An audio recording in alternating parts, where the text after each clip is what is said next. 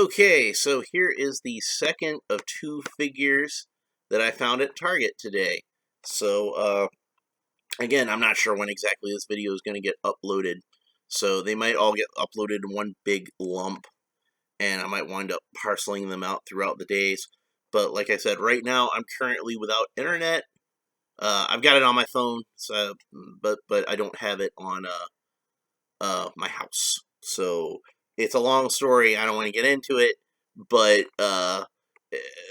if you know, you don't see these videos until months after I'd already posted pictures of these on my Facebook or whatever, that's why. Yeah. It's not like I gave up making these videos. It's just the video got a little delayed. So before I do anything else, I forgot on the Skeletor one to show the artwork on the back like I usually do. And that's a really nice piece of artwork. So it'd be a shame not to show it. So I'm going to do that right now. And the little blurb that it has on the back says, Skeletor conjured his own battle armor within the darkest depths of Snake Mountain. So that's what that says. Beastman has like a weird little creature on his shoulder that I don't recognize. Is it from a mini-comic? Is it from a Filmation episode? I don't know. But if you know, let me know in the comments below, because I'm kind of curious about that. Maybe it's something they made up. I don't know, but I don't recognize it. So let's go ahead and open up Buzzsaw HORDAK. Let's look at the back first, since I don't want to forget to do it this time. Because there's some interesting stuff on here. For one thing, we can see Mantisaur is on there, who was HORDAK's mount in the same way that, you know, Battle Cat and Panther were for He-Man and Skeletor, respectively. You know, they get, you know, a tiger and a panther, and HORDAK gets this bug thing. So that's pretty awesome. Maybe they'll make Mantisaur in the new line. Maybe that's why he's on there. I don't know. They put a lot of stuff onto these things, and in the artwork, and it seems to me like it's a lot of stuff that may or may not get made. But one thing that I'm sure is going to get made is, you can see Flying Fists He-Man on here. So I'm guessing, since they've got him featured so prominently, yeah, we're going to see Flying Fists He-Man at some point. Which, I never had Flying Fists He-Man in the vintage line. I wasn't that impressed with that one. I know people are going to be mad at me for hating on Flying Fists He-Man, but he didn't even come with a sword, and that just bothered me. So, the figure itself isn't bad, but, you know, I don't know why he came with these weird accessories and not a sword. So, I couldn't bring myself to buy a He-Man figure without a sword. So, anyway. And there's a nice little piece of artwork on the front, too, which shows him shooting a buzzsaw out of his chest. I don't get that feature. I really don't understand it. But we'll go ahead and open him up. He's a cool-looking figure anyway. I still haven't even found the regular HORDAK figure yet. And if I already had the regular HORDAK, I probably would have given this one a pass. I probably would have been like, I already got the regular HORDAK, and he doesn't even look that different. And now, you know, since I have this one, if I find the regular HORDAK, I might not get him, because I already have Buzzsaw HORDAK, and he pretty much looks the same. So, here's another comic book, and this says Horde Plague. And you see Mosquitor, which I believe is a figure that is in the offing. They are going to make Mosquitor. I think I've already seen pictures of him, and I can't remember for certain. And then up here we got the trio of He-Man and Man-at-Arms and Teela. And looks like they're coming around the corner, and Mosquitor is lurking there, being all deadly looking. And on the back, we got Battle Armor He-Man, Battle Armor Skeletor, Buzzsaw HORDAK, Castle Grayskull, and the Wind Raider. And if you look at the cross-sell artwork here, it's all the same things. So this is the first time that I've bought a figure and actually had all the new product that was advertised on the back, except for the Wind Raider. I don't have the Wind Raider yet. But technically I have every single thing on here, other than that. So, and I have seen people get the Wind Raider, so it's out there. But, of course, I just haven't found it yet, because everything comes to Georgia last. So let's look at the comic book A mysterious plague has swept across Eternia. Many live in fear, unwilling to leave their homes. Even more have fallen ill. Guys, come on. We already lived through this. The streets, once bursting with commerce and joy, are now a silent wasteland. Nobody has any answers. Yeah, that was last March and April. I remember that. To a certain extent, it's still like that. So, yeah. That doesn't stop the heroic warriors from searching for them. They should probably be wearing masks, though, shouldn't they? You know, going out in public without masks. So, you can see that both Man-at-Arms and Tila are riding horses. And, of course, Tila had a horse in the mini-comic that was named Charger. I think actually Charger was a unicorn. But I'm kind of surprised that Man-at-Arms is riding a horse instead of, like, say, the Battle Ram or the Wind Raider or one of the other vehicles they could be trying to sell. Especially because, like, that's kind of his thing. He builds stuff. So, He-Man says, the plague's energy signal leads to the cave of Karnak. And then Tila says, maybe it's not the plague we're tracking. Look, it's Mosquitor. So you can see that, like, on her little tracking device, there's Mosquitor. And, He-Man says, so that vampiric insectoid is behind the plague. And then Orko was like, Mosquitor? Let's end this every Eternian. I forgot the period. Let's end this. Every Eternian's life is in our hands. So be on our toes. If the Horde is here, so is HORDAK. HORDAK? Gulp! So there's that panel. So then we have HORDAK is stuck in this big blue tube, and Mosquitor is talking to him, and Master, I return with more Eternian life energy. With it, I will make you stronger than ever. The tracks stop here. It's as if Mosquitor has disappeared. Stay sharp. He could be any... Father! And the Man-at-Arms is stabbed in the back by Mosquitor. Get off of him! And He-Man knocks him aside with the Sword of Power. And then HORDAK bursts from the blue tube he was in. Who dares disturb my feast? He blasts Orko. Ah! I'll feed on you next! I put that in there myself. Say goodbye, HORDAK! And then she smacks him with her staff. And then HORDAK says, this is the best Eternia has to offer? Pathetic! They actually wrote the snort in there that time. So then, he shoots her with the buzzsaw, and she says, my hand! Knocks the staff out of her hand. And then He-Man's like, let's end this, villain! So, Buzzsaw HORDAK shoots another buzzsaw at He-Man, and He-Man's like, what the... But thankfully doesn't complete that sentence, because this is for kids, and you can't have that kind of language in a kid's comic. Your move, hero! That's a completely different character. Hero is either the son of He-Man or the ancestor of He-Man, depending on which version of the character you're talking about. But he's neither one. This is He-Man, not Hero. You're confused. Anyway, so then HORDAK grabs He-Man by the throat and says, your life force is mine! And then He-Man, quite cleverly, grabs Mosquitor by the nose and stabs HORDAK with Mosquitor's nose. And then He-Man says, drink deep, Mosquitor. Drink of all the life force you stole. Now, give it back. And he punches Mosquitor in the face, and HORDAK just falls backwards, weakened. And you can see the energy flowing out of Mosquitor, and it's flowing back into the people of Eternia, and they're all getting up, and they don't have COVID anymore. So that's nice. And then He-Man says, "We haven't seen the last of HORDAK."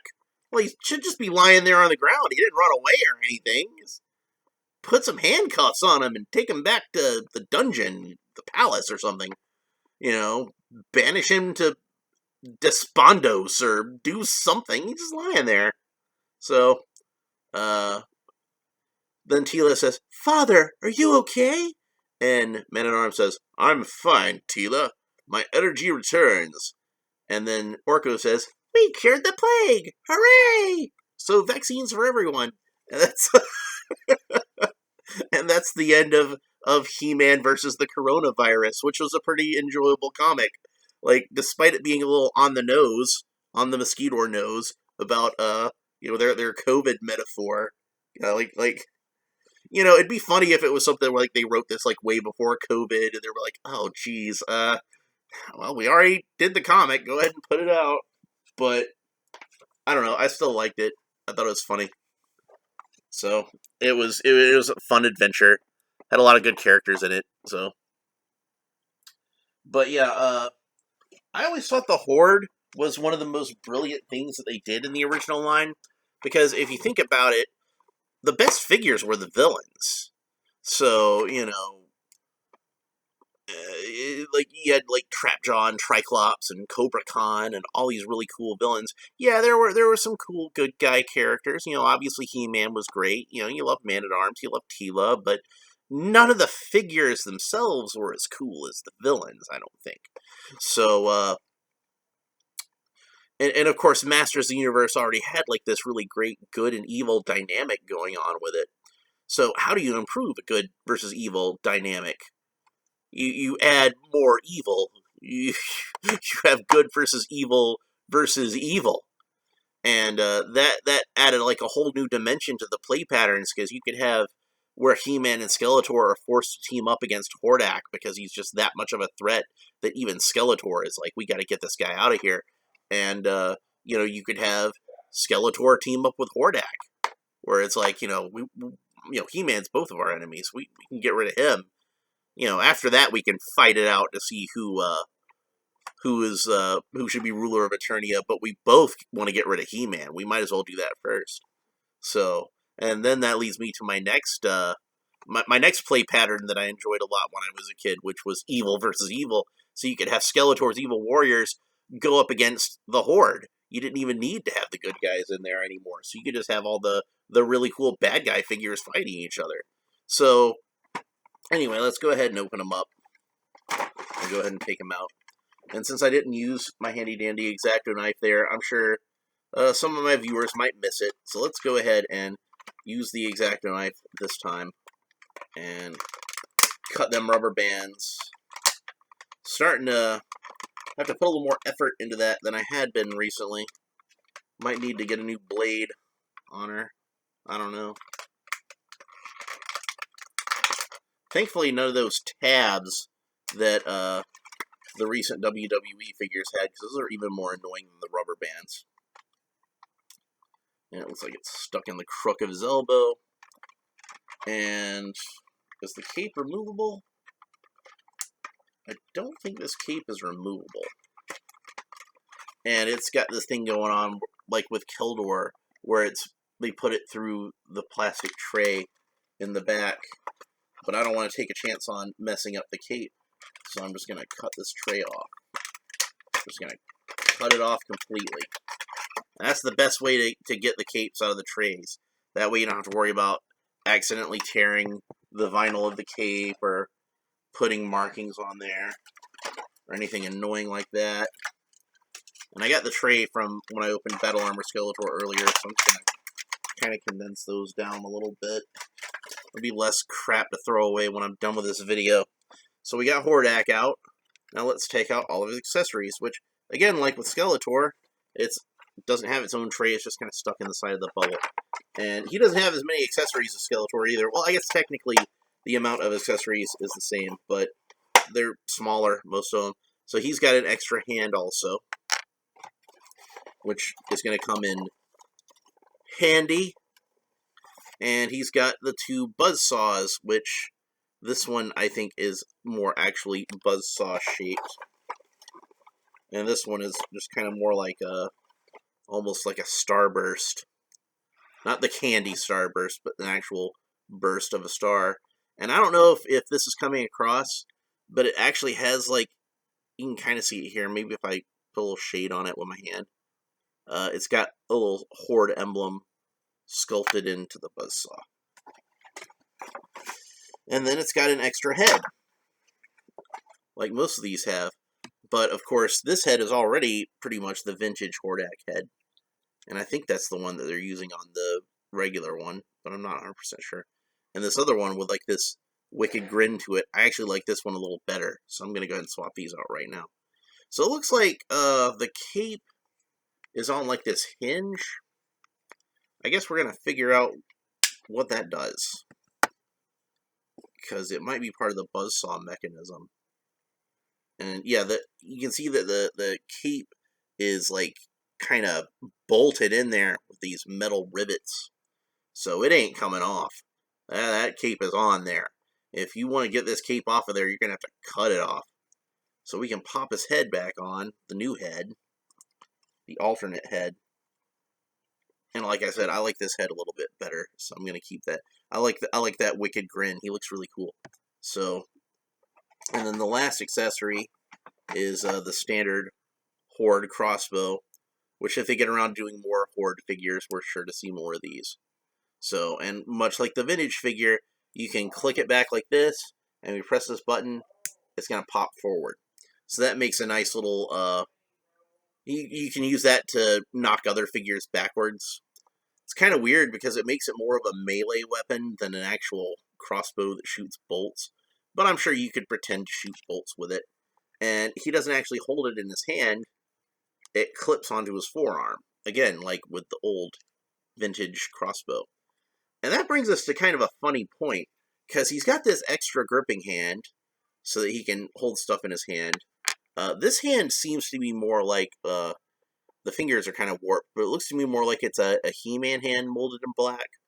Whereas as I remember it, the older figure, the vintage figure, had more like the grip like Skeletor had, kind of the open sort of grip.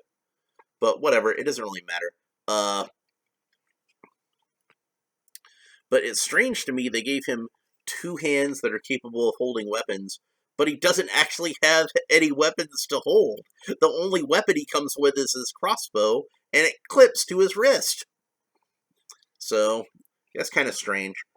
One thing I like about this is he's got the HORDAK wristband, the HORDAK armband.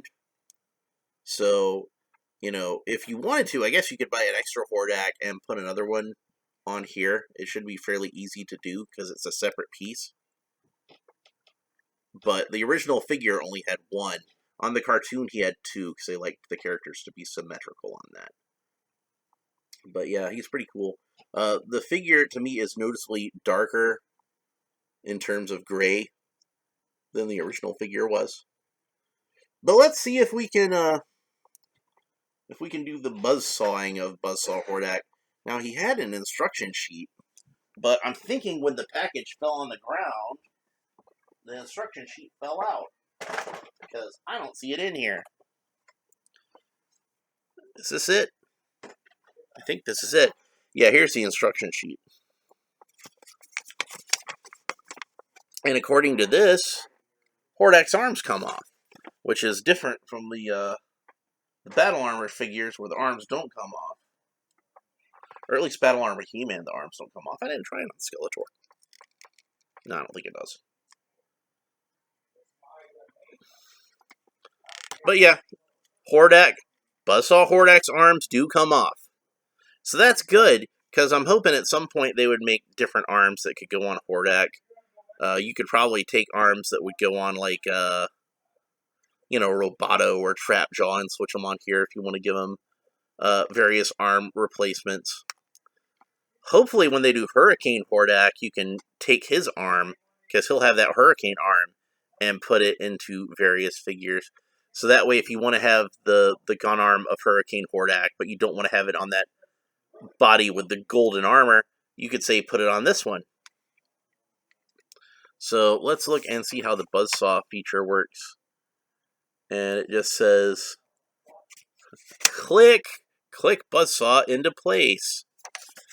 And then it says, push down on lever in back to launch Buzzsaw. Which, as I suspected, that's the lever that the cape is attached to.